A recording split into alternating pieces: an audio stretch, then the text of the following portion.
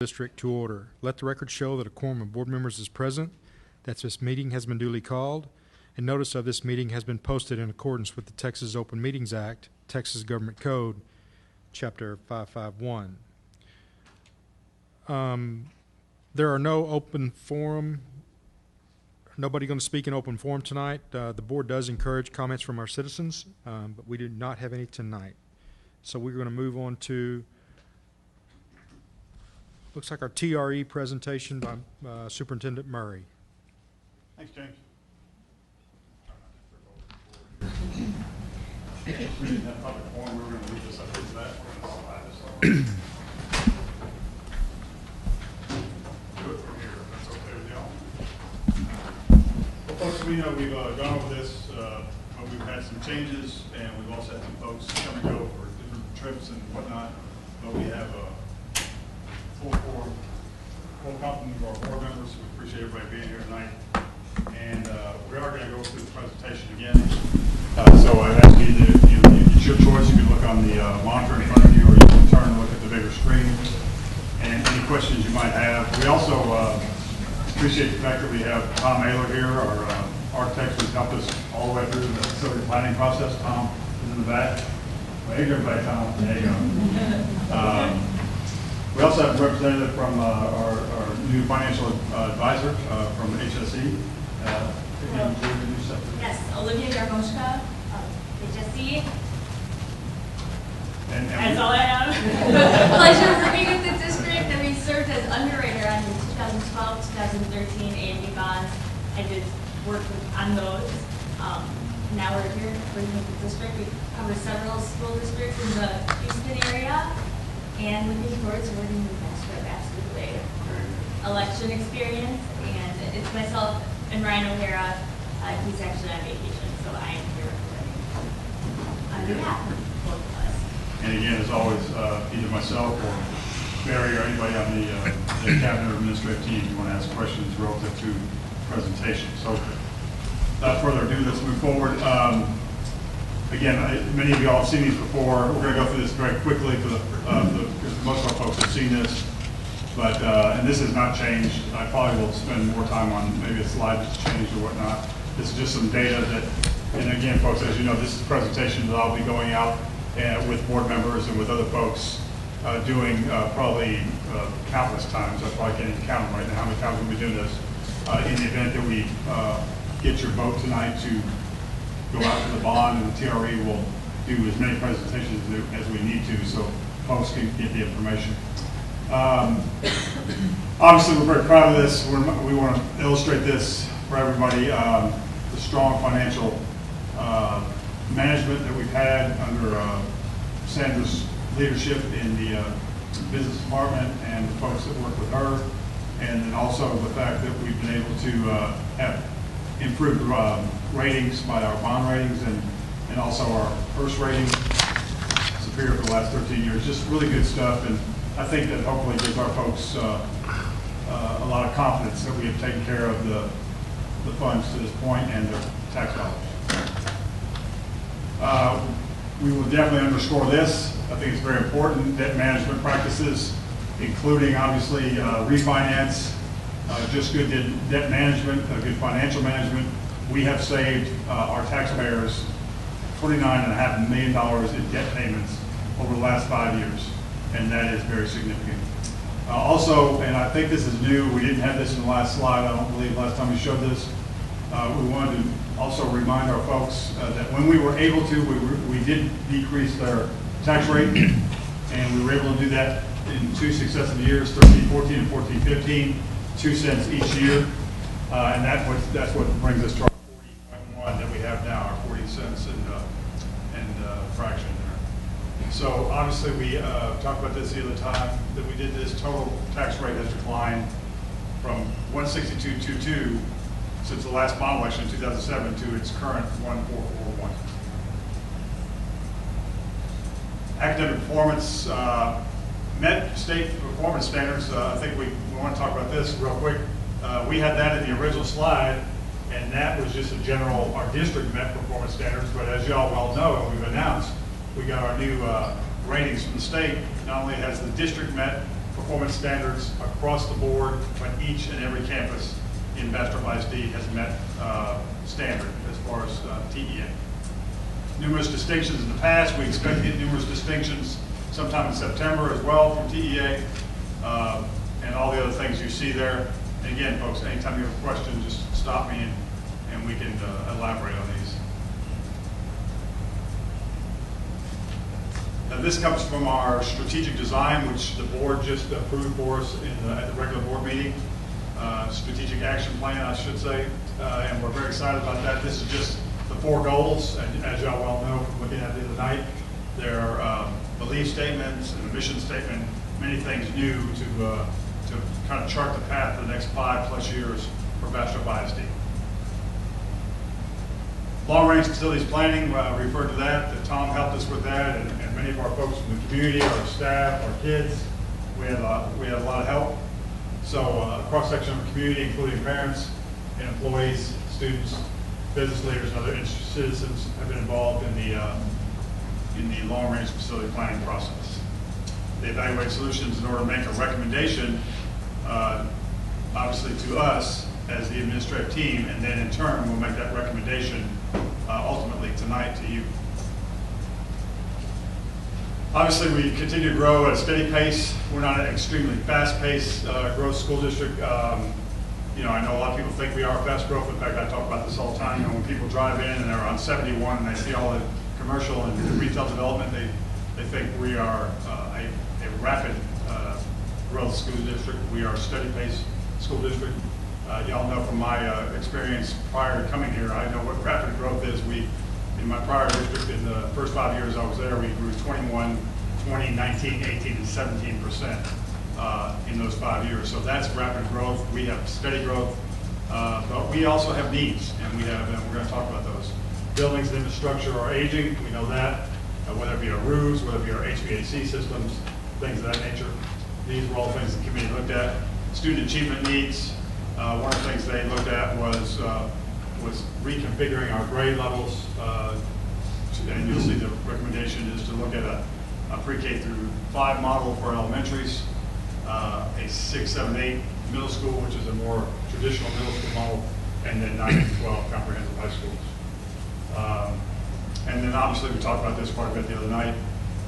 Bastrop ISD must continue to attract and retain the talented teachers that we have already, and obviously bring more into our district. It's a 2-part plan. We know this. It is unique. There have been districts in the state who have gone out for both the bond and the TRE at the same time. The majority of those districts have been successful, and you'll see that on a slide a little later on, and we're going to talk about what these two mean very shortly. Tax ratification election, we refer to it as a tax ratification, or TRE, I should say. It used to be called a tax rollback election for the folks that have been around for a while.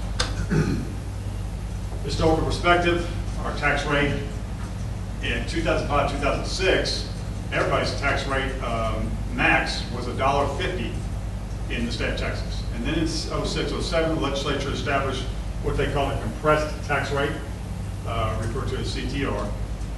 And the first year after compression, we went to $1.37. That was the first decrease. And then the next year, it went all the way down to $1.04. And that's where everybody in the state pretty much sits on M&O unless you go out and ask your voters for additional pennies up to 13 cents, which is the TRE. And we have, again, the authority to increase M&O taxes above the CTR to $1.17, again, only with voter approval. And again, they must ratify a higher rate than the $1.04. Here you go again, kind of a restatement. And this is obviously done this way because we go out and talk to folks in the community. Those are lay persons, and we want to make sure we maybe repeat some of the ways that we would say this in a different manner, so they'll understand what a TRE is all about. Highest allowable again is $1.17. And here is something that I know we talked about, but we're really going to underscore this. And I think it's something we really need to emphasize, should we be successful tonight in getting your recommendation, your vote. The 13 pennies allows us to maximize through equalization. And that's a process with the state funding mechanism. Right now, we're leaving basically almost $4 million on the table from the state. You know, I know there's been a lot of angst over the last several years, especially since tax compression. And you remember in 2011, 2012, we had the drastic cuts in Bastrop ISD and many places across the state of Texas that, you know, we weren't being funded adequately through the funding system.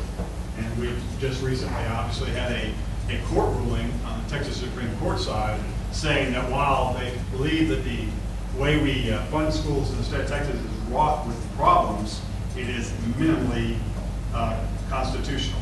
So they basically punted it back to the legislature, and they meet starting this January. So we really don't know what's going to happen as far as any kind of funding changes. We do know that what we do have at our disposal to help ourselves is the TRE, and through equalization, basically, if we maximize our local effort, the state will kick in their maximum funding ratio or amount.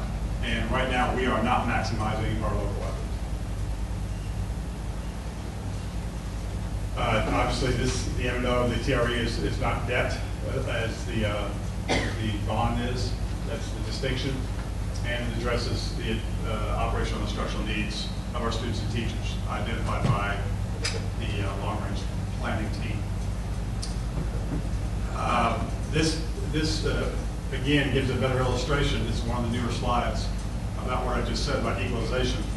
Each penny is worth a total of $557,000 and change in revenue to Bastrop ISD.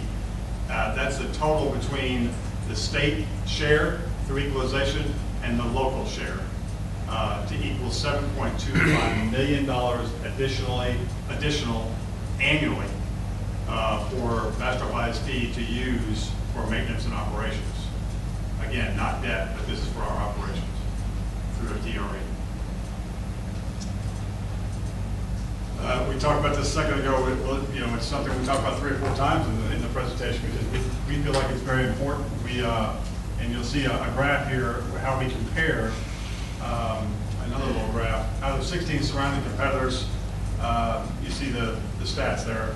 So does it mean we're going to be the highest paying district in Central Texas? No, that's not necessarily our goal, but we've always tried to keep that gap. We've given a salary increase, Sandra, the last 7 years of some sort, whatever we could afford, maybe short of the year that we had the drastic cuts. But it's always left us trailing behind our competitive market district. So we would have the additional operating expense to get closer and close that gap with our competitive districts. And here's that graph I was talking about in a little different form. It gives you an idea of BISD and the state of Texas and our difference with the whole state, not just with our market competitors in Central Texas. You know, obviously, folks, you've seen this. You've been around our district and driven around, visited schools. You know we're growing, and even though we're not a rapid growth district, we already have needs. We have portables in multiple locations in our district. And so, you know, the changes in demographics require additional instructional investments. The fastest growing population in Bastrop ISD is the same fast growth population in the state of Texas. It's ELL students who have learning language deficiencies as far as learning English. It may be Spanish, it might be other languages. The majority of it, obviously, for Bastrop ISD is Spanish students, is students speaking Spanish.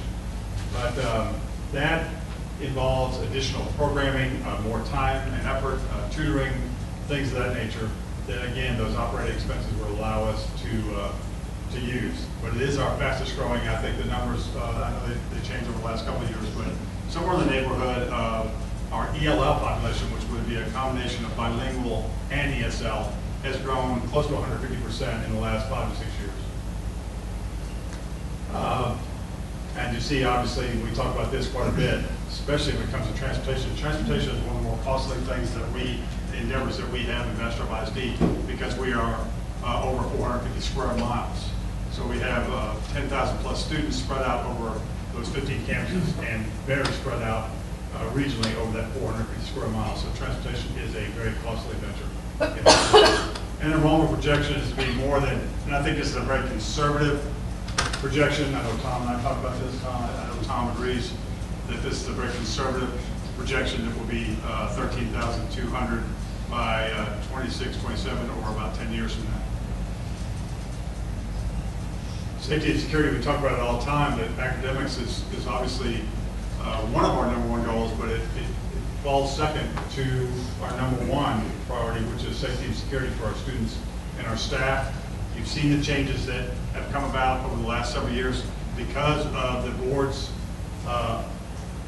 willingness to look at a decision package model that I brought a few years ago, where we looked at taking some money out of reserve to do things we felt like were very important, whether it be safety and security, technology, things of that nature. But we really have focused quite a bit on safety and security, which is so vital in our district.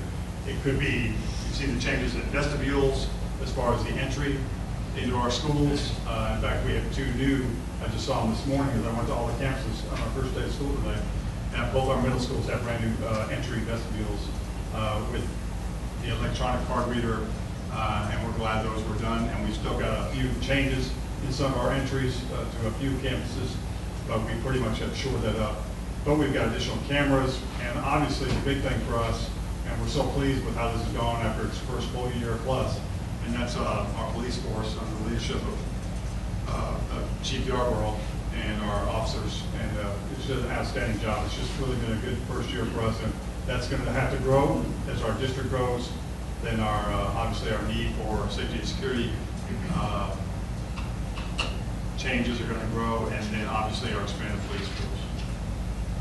Again, these are all things that are going to allow us to address with the M&O through a TRE. This is just a small example, folks. This is one roof. You see the 2 on the right-hand side.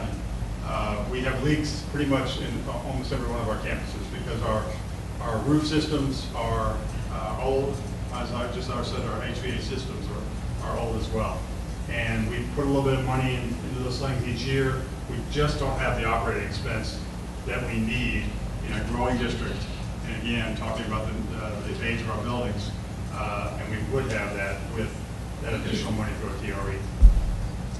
And then obviously we want to keep things looking nice, and we want to ensure maintenance for our buildings and our infrastructure moving forward for many years. Grade reconfiguration is what we're calling it. Basically, it's a change in the way that we would cluster our students in the different buildings.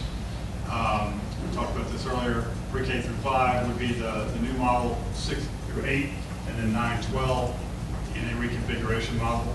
And these are some of the benefits that we have looked at and brought to you before. If you have any questions on those, again, please stop me on any of these slides. If you're willing to stop anything you want to. Folks, we know that technology is such a vital part of learning today and education. And I feel like with the small amount of money that we've been able to put into it, we've done a pretty good job, but we really haven't scratched the surface the way we need to for our children and our staff.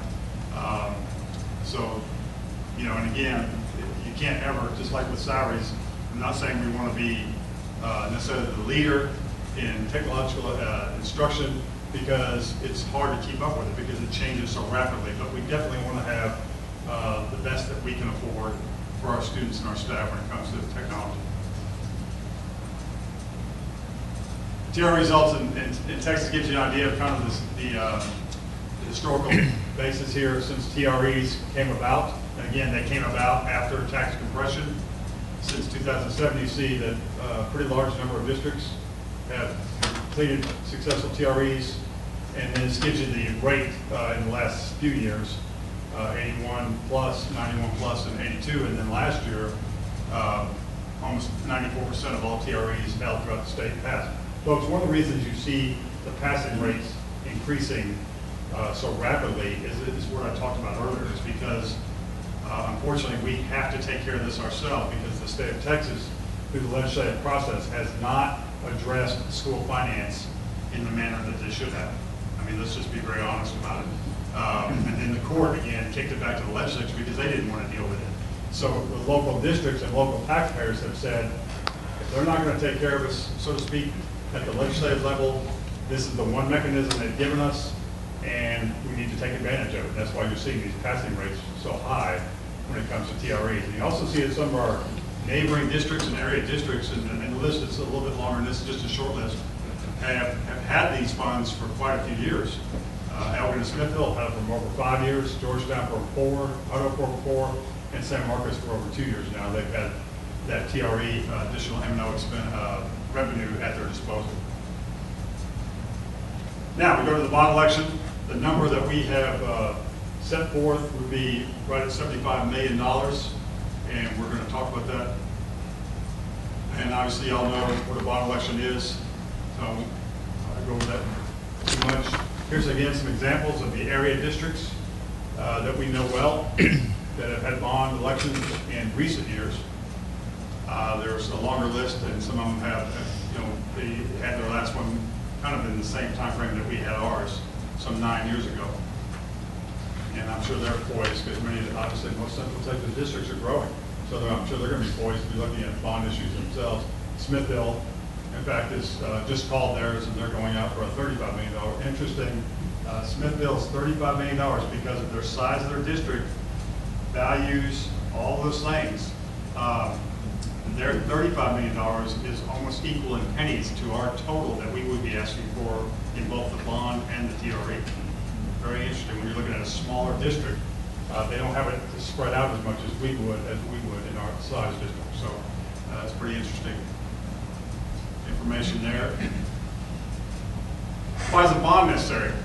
We've talked about this already, and again, I won't read this to you, but there are some different things that we haven't discussed yet, and that is really to look at innovative instructional practices through not only just classroom changes or building changes, but simply by furnishings.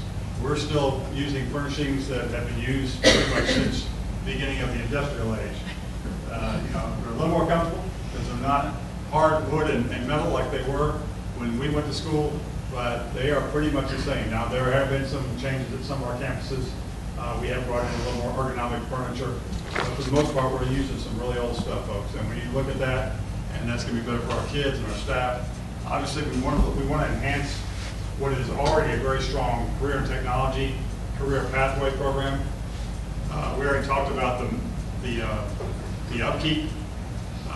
We've got money set aside in the bond, and I want to make sure I reference this.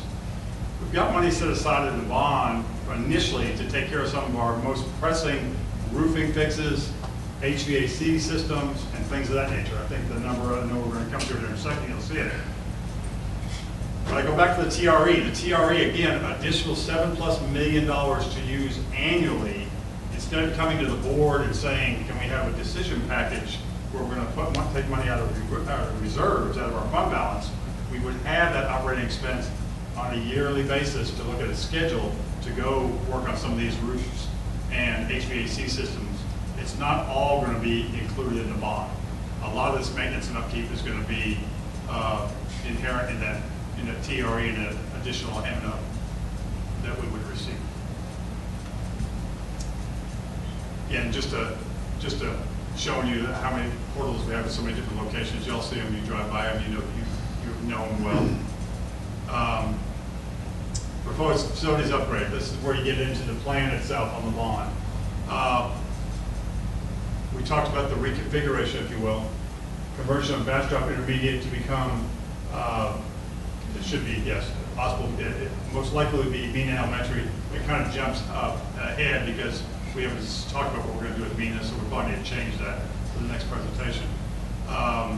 Conversion of Cedar Creek Intermediate to serve as elementary number 7. So the two intermediates, because we're changing the 5-6 model in the proposal, would be to take Cedar Creek, have it be the number 7 elementary, and then because we are going to utilize it, and I'll show you how we're going to utilize Mina here in a second, take Mina, the half across Hill Street, and use it for another purpose.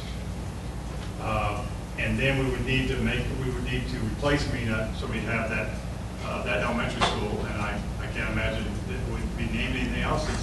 It's a historic name in this district, and we most likely would just rename Bastrop Intermediate to Mena Elementary School.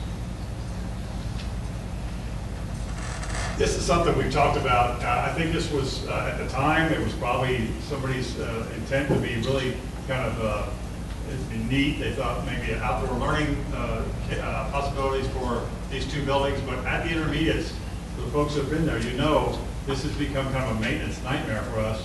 We have courtyards inside the structure that have grass and trees and things of that nature growing, which sounds good, but we have to actually roll a lawnmower through the hallway to the courtyard so we can maintain the courtyards.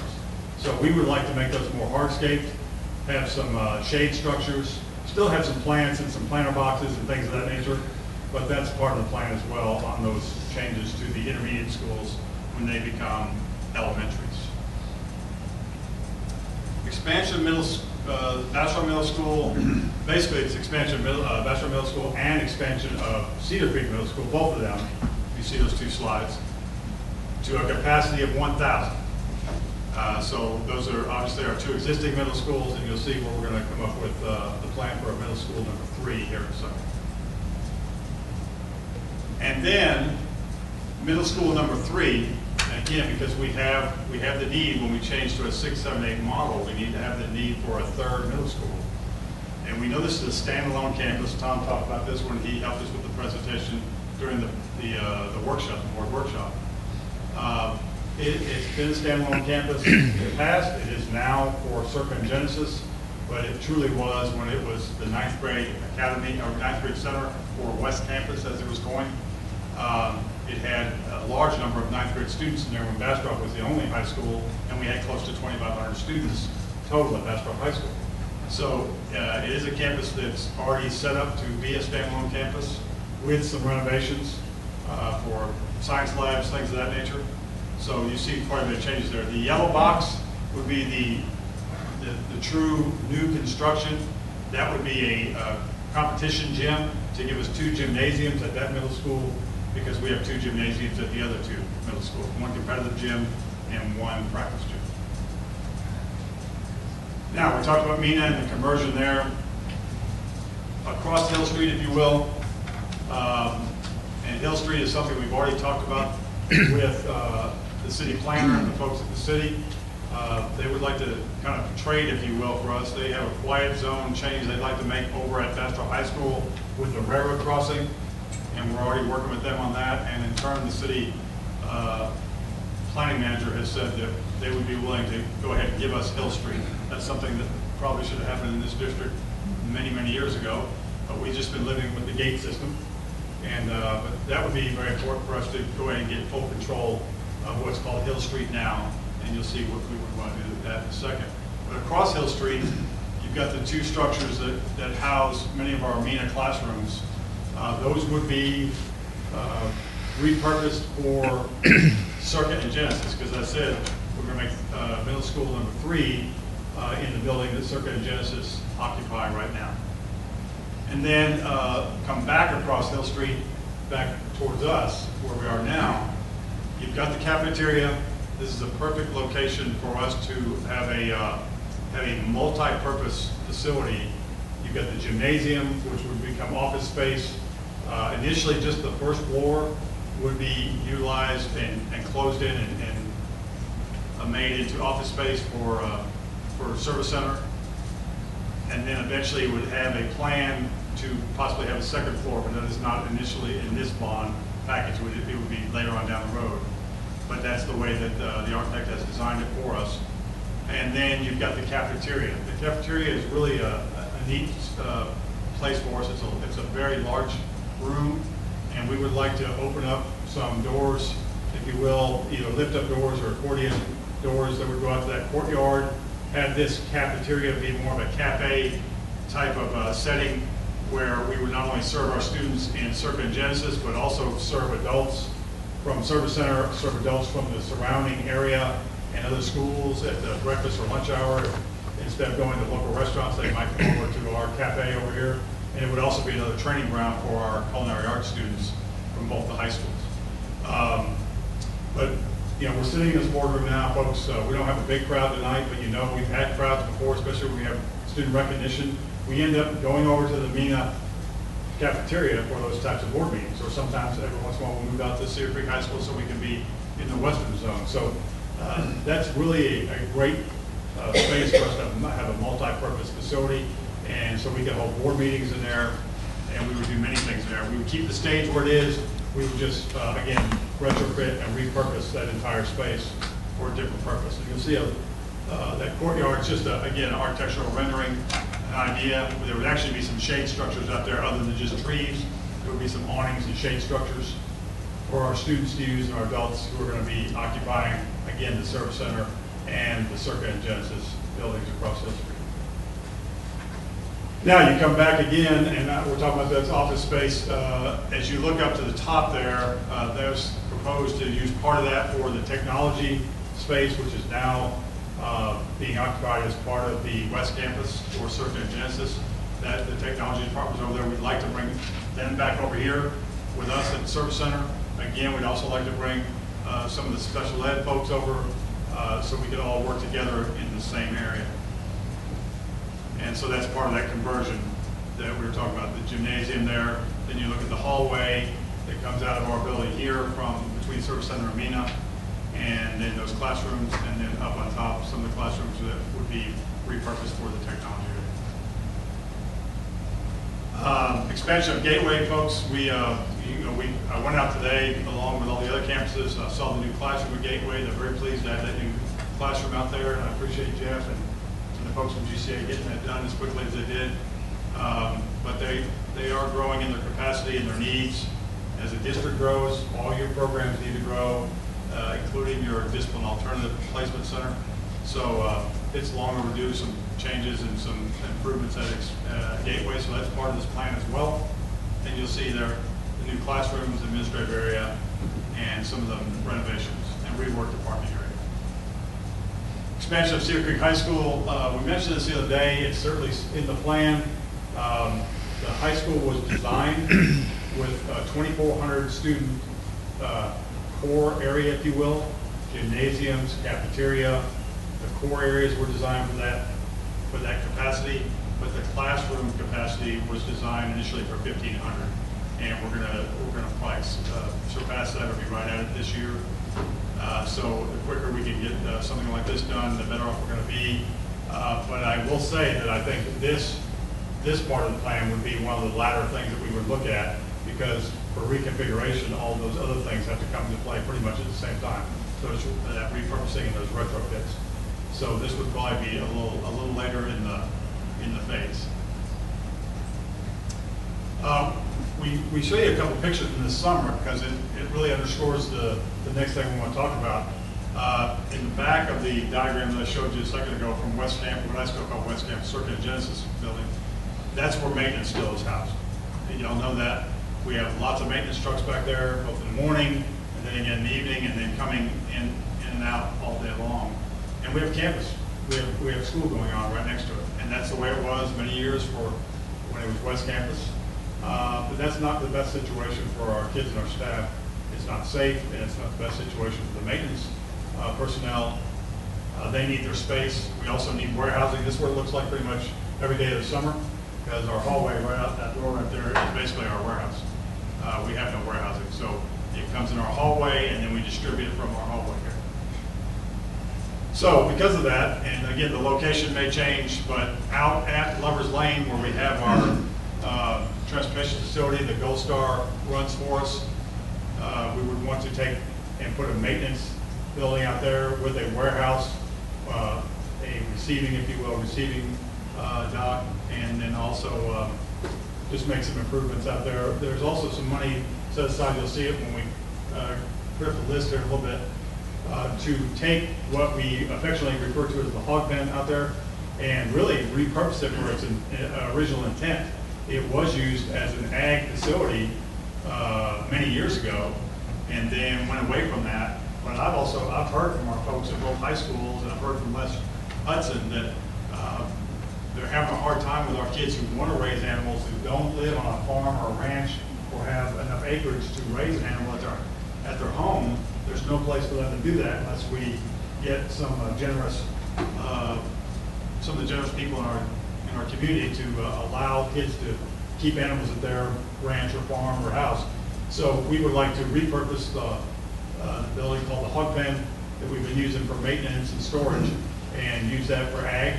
And then also we build something similar. There's some money set aside in that career technology allotment to do something similar at Cedar Creek, so both our high schools would have a space for kids who need a space to raise and keep their animals. But that's out of Lover's Lane. We would put that, and that's the perfect location for it. Again, just underscores the maintenance congestion back there that I talked about. That was just taken on one afternoon with a FedEx delivery truck back there and many of our maintenance trucks, and that's right behind what is now Circuit Genesis, and is right behind what would be middle school number 3. Folks, it's very important that we look at, we want as many as possible of our kids to be involved in extracurricular activities, whether it be fine arts, band, music, athletics, things of that nature. This gives you a pretty good idea of what we battle each year. That at any given time is really the state of repair of our fields, because it's so hard. Now, we've had a lot of rain this year.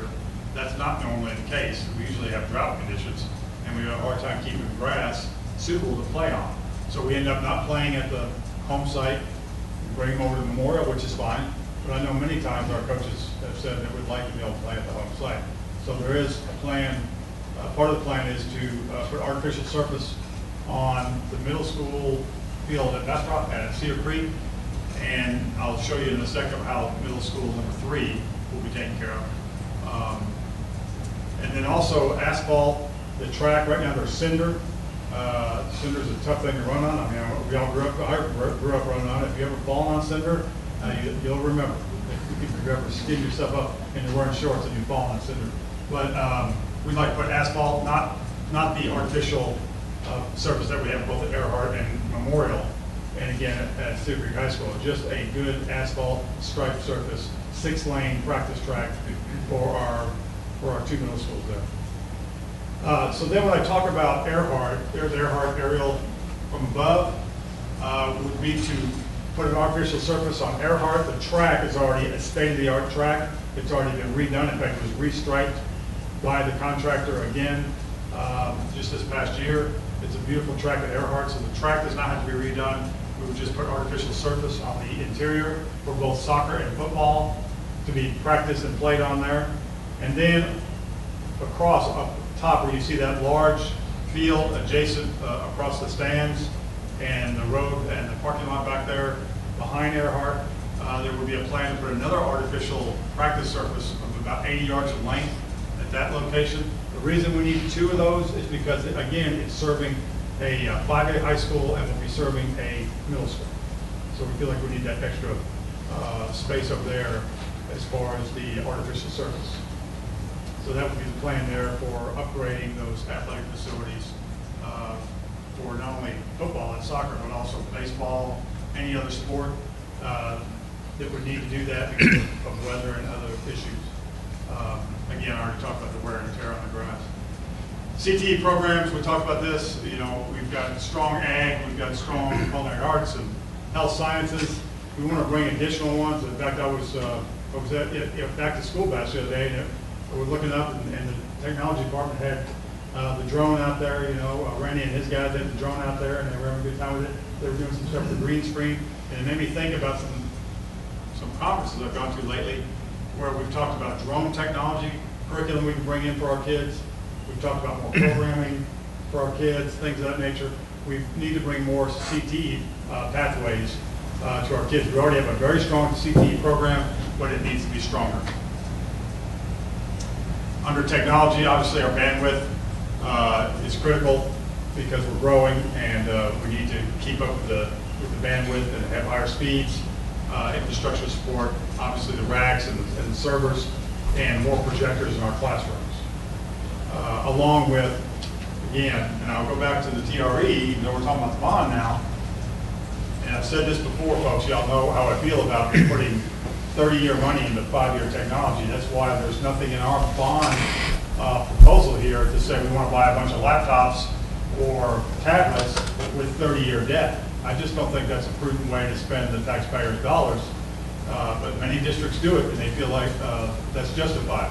But what we'd like to do, again, because of the TRE money coming in each year, the $7+ million, is to be able to get more devices in the hands of our kids and our staff through the operations money.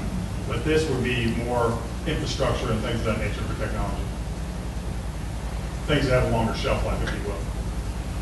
I've referred to this slide many times, folks. Here it is.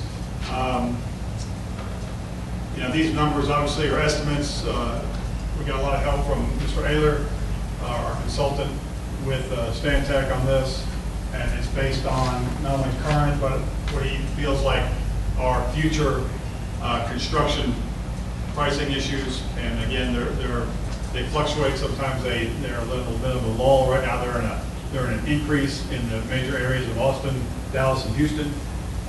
What they would be in the event that we pass this and start construction, we can't ever guess, but this is his best estimate. He's been doing this a long time, and we appreciate him doing all the work that he did here. As you can see, it just comes a few dollars short of $75 million.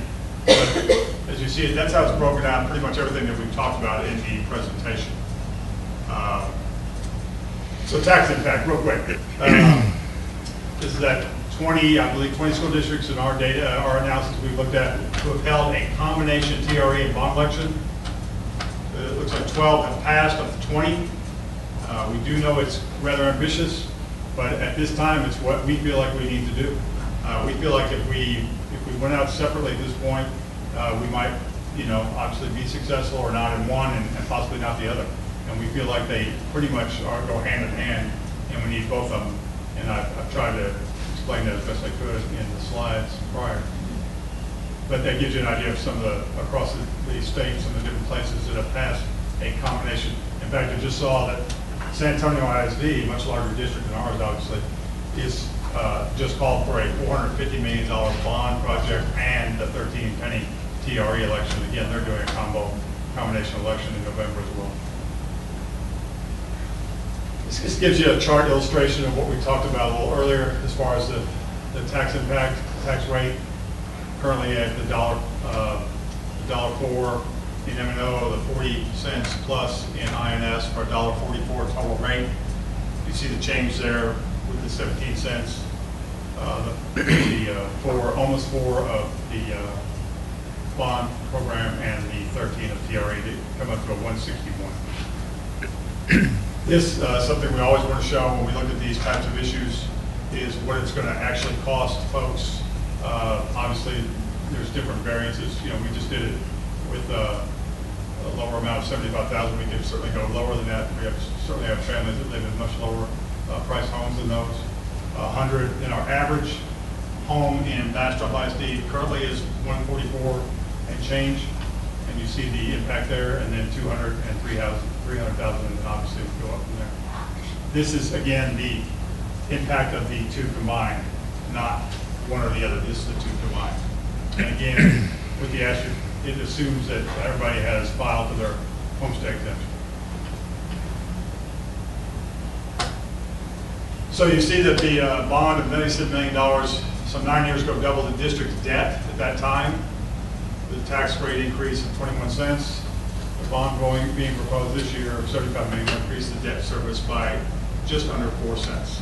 That gives you an indication of the value increases and things of that nature that have taken place in that period of time. And then obviously we feel like this is a strong fiscal practice of the district. As always, and this is something very important as we go out and do presentations, if we get a chance to do that, to talk to our folks who are over 65, that they will not have an impact on increase because of the exemption that's been given to them for many, many years by the state of Texas. All right, folks, I know we took a lot of time to do that, and I just want to make sure we went over it again. There were some new slides. Are there any questions you have for me, Mr. Ayler, or anybody else? I have a question. you go back to the slide with the circles, showing the current versus projected tax rate? Yes, sir. Down there on the bottom, add 0.039 cents per bond. How does that figure into the final number? If you look straight up there in the light blue, really, we're at 40 cents Right. plus, and then you're going to add the .039, and so the addition is right at 44 cent total there on the INS side of the tax rate. That would be the debt side of the tax rate. It would be 44. And then you have the additional 13 cents we'd be asking for in the tax ratification election, which brings the total increase to 17 cents between the two. So does that 0.039, is that something that has to have approval, or does that just happen automatically? That is the bond. That's the $75 million. Okay. That's the tax impact for the $75 million bond election. So the projected tax rate is not actually the rate that we're asking the taxpayers to vote on. We're actually asking them to vote minus the .039. No, we're asking, you remember at the board meeting the other night, by law, we had to put the rate, we had to ask you to approve the rate that would be the rollback rate. If we were not successful, it would roll back to $1.04. So we had to go ahead and ask for the $1.17. And you did that, and it was in the tax rate projection and the vote. So we've already done that.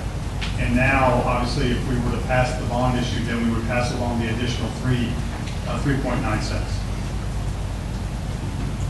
Okay.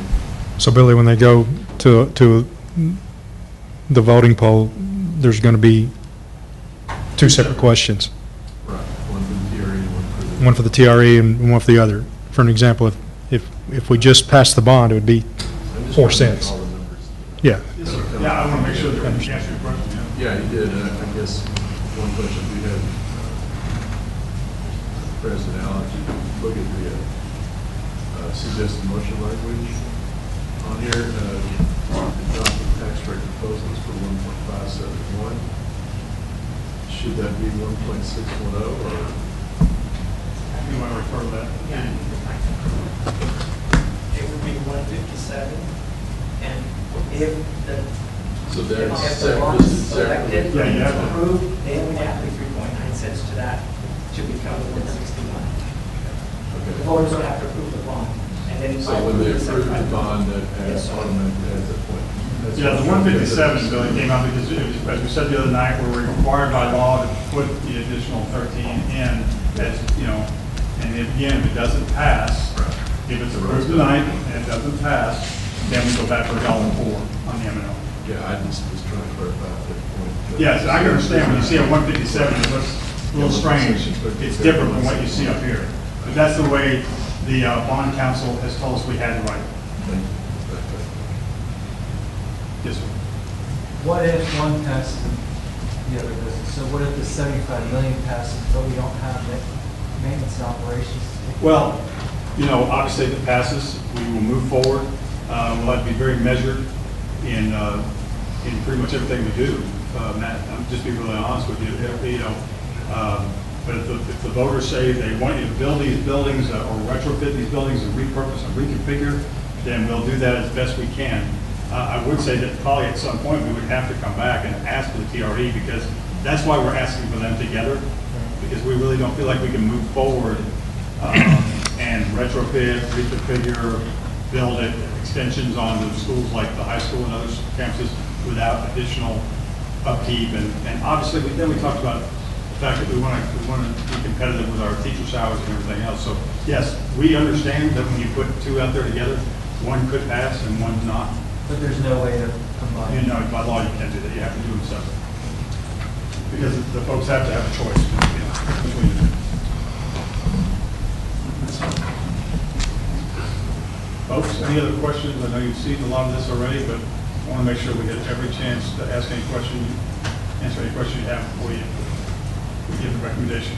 Steve, I just want you to hit one more time on the equalization, Yes, because I think that's important. Yeah, it's vitally important, and I'm glad you asked me again, James. Let me get back to it real quick, just bear with me.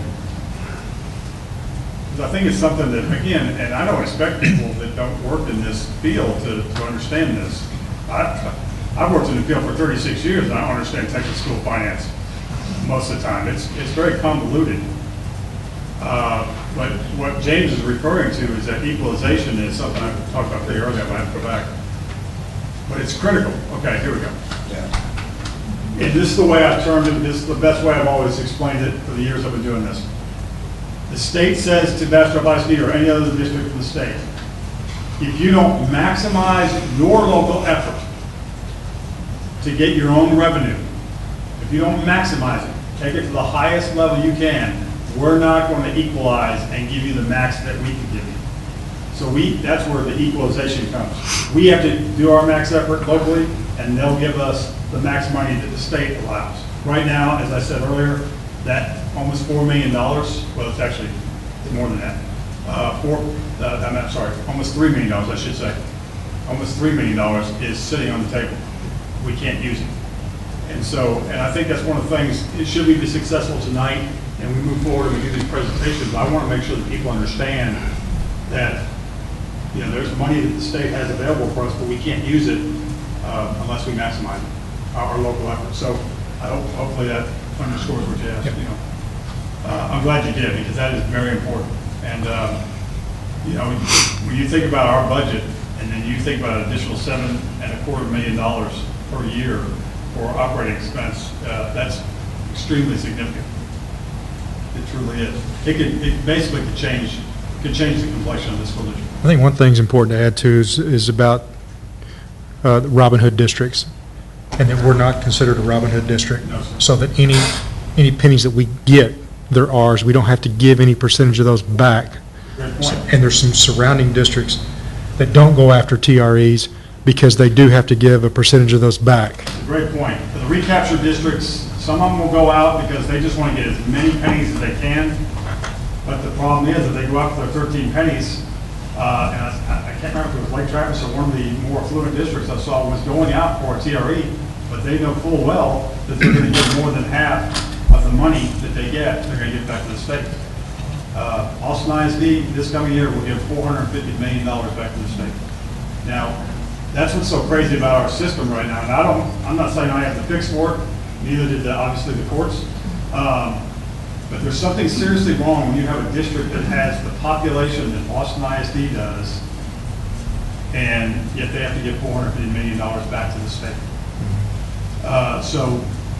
Yeah, there's equalization. It's a critical issue, and you know that's many years that we've been living without that. And you see that some, as I showed you earlier, some of our surrounding districts have been reaping the benefit of that for a few years now. Thank you for asking that question. Folks, anything else? Any other questions? I Yes, sir. asked Nancy, and she answered about, can we have a website that we send people to get, because I mean, this is a lot of moving parts. Yes, sir. Like, especially that one when you had, this restructuring, this is an approximate amount spent on it.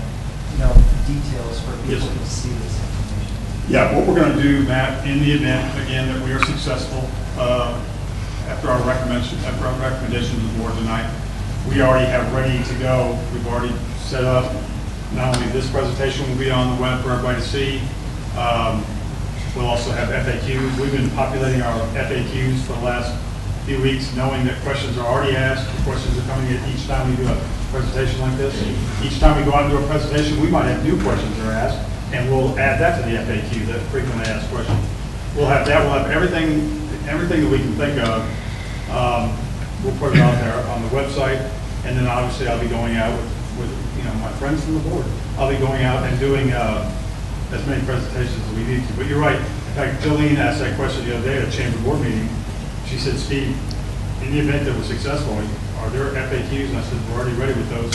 They're going to hit the website as soon as we're successful, hopefully if we're successful. So, yeah, we're going to try to get as much information. And I know there's a lot of moving parts, especially when you're doing two together. Yeah. That's why I want to try to, obviously, if we're successful tonight with y'all, then I want to educate you as much as possible beyond what you've already been educated.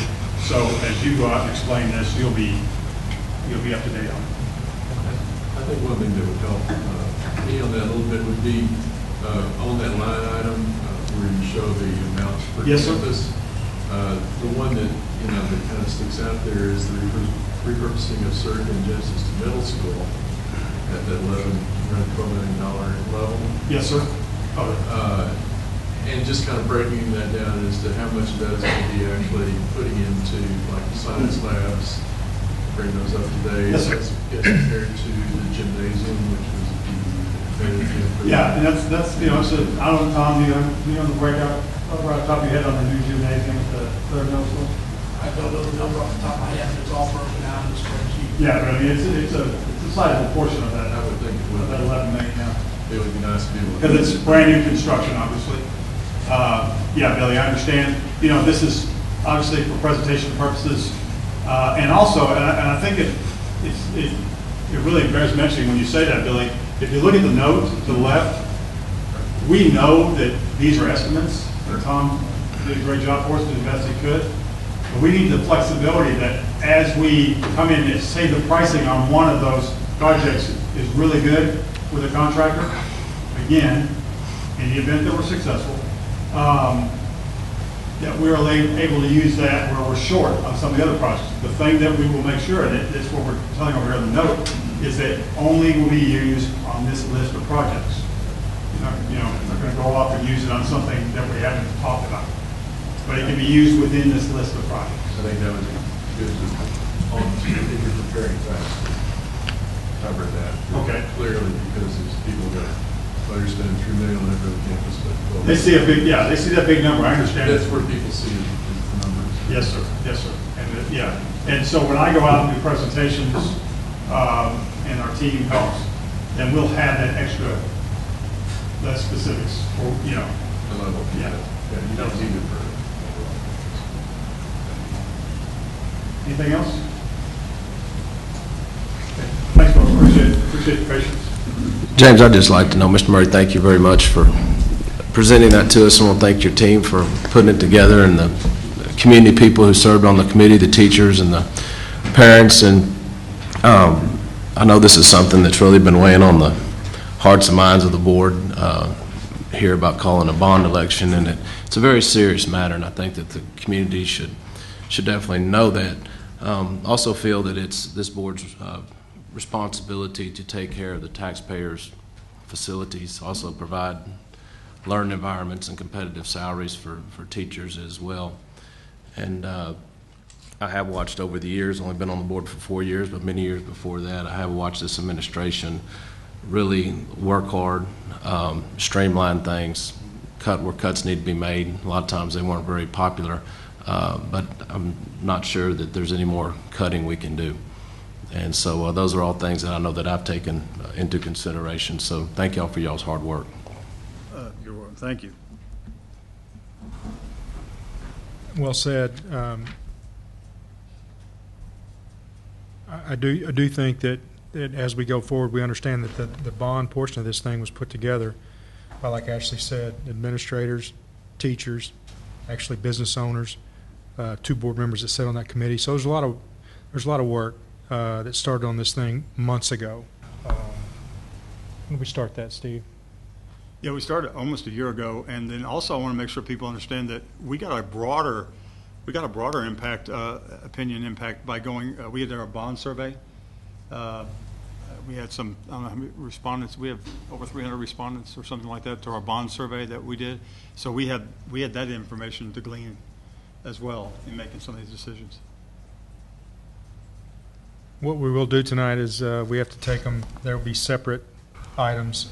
So what we have to do, we have to take the TRE first, and then we'll have to take the bond second as far as action. So, I'd like to make a motion. okay. I'd like to recommend that a special election be ordered on Tuesday, November the 8th, 2016, at the polling locations provided by the Bastrop County Elections Administrator pursuant to Texas Tax Code, Section 26.08, and the proposed order of special election for the Bastrop Independent School District to ratify this tax rate the tax rate this board adopted at a duly called meeting on August 16, 2016, for the purpose of approving or disapproving the adopted tax rate of $1.571, which is effectively an increase in the tax rate of 13 cents per $100 valuation. I further recommend that the board approve the order of special election. Second. It's been moved and seconded. Go ahead and read this motion again one more time. It's been moved and seconded to recommend that a special election be ordered on Tuesday, November 8, 2016, at the polling locations provided by the Bastrop County Elections Administrator pursuant to the Texas Tax Code, Section 2601, and the proposed order of the special election for the Bastrop Independent School District to ratify the tax rate this board adopted at a duly called meeting on August 16, 2016, for the purpose of approving or disapproving the adopted tax rate of 1.571, which is effectively an increase in the tax rate of 0.13 per $100 valuation. I further recommend the board approve the order of this special election. Is there any discussion? If not, all those in favor say aye. Aye. Any opposed say nay. Motion carries. We'll move on to the bond side of the election.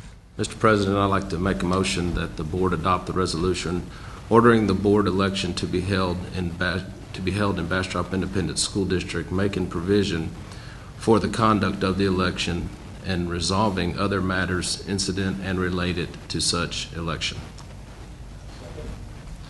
Been moved and seconded to recommend the board adopt the resolution ordering a bond election to be held in Bastrop Independent School District, making provision for the conduct of the election and resolving other matters incident and related to such election. Is there any discussion? If not, all those in favor say aye. Aye. Opposed say nay. Motion carries. Thank you. Thank you. Thank you for all your hard work, both Steve and the administrative team. We'll move on to action item 6, which we're going to, looks like a joint election agreement presented by Dr. Christy Lee. Is that for information only? No, it's a, yeah, but any question beyond anything they've read, maybe, or it's just we've had joint every time we have a board election or something like that, we contract with the county for joint election. So we'll entertain a motion. We need to get that election agreement signed. So moved. The moved and seconded to approve the Bastrop County Election Administrator contract and joint election agreement. Is there any discussion? All those in favor say aye. Aye. Opposed say nay. Motion carries. We'll move on to Barry Edwards, a little TASB update, 105. Thank you, Mr. Allen, Mr. Murray, members of the board. I'm here this evening seeking approval of Update 105. As you all know, we provided the first reading to you at the August 16th board meeting with the notes and everything. This is a large update due to the fact that No Child Left Behind has now been rewritten to the Every Student Succeeds Act. And so it's over 500 pages and the majority of it is just changing the language out. So we're here, if you have any questions, I'd be glad to answer any of those questions. And if not, we'd like to recommend the approval of Update 105. I'll move for approval. Moved and seconded to approve the TASB update 105 as presented. Is there any discussion? All those in favor say aye. Aye. Any opposed say no. Motion carries. We have one more. Barry, 106. Update 106. On August 15th, we received the final recommendation of the commissioner rules for Update 106. This is a unique update because it only has one policy involved, and it entails providing cameras and video and sound in certain special education rooms for the student safety. And the way this happens is the district must provide these resources should a parent or a board member or a committee member request those services. And because it took effect August 15th, we're asking approval on the first reading so that we'll have it in place today, first reading. Is the equipment in place? No, it's on request. We On set request. aside money in case we have any requests where employees can Okay. work with the vendor. Okay. only if it is requested, and it's only in certain special education. And there's parameters set in the legislative, yeah. And they're outlined in our policy. But it brings us into compliance. I so move that we update Second. 106. It's been moved and seconded to approve the TASB 106 update as presented. Is there any discussion? All those in favor say aye. Aye. Those opposed say nay. Motion carries. And last item is for information only. Thank you, Barry. And we'll- I move we adjourn. It's moved and seconded to adjourn. I want to thank everybody for attending our special called meeting. The only thing I'll add is we put it in the hands of our community and our voters at this point. So thank you all for Thanks being coming here, and buddy. attending. Appreciate it. Yeah. He knows the download.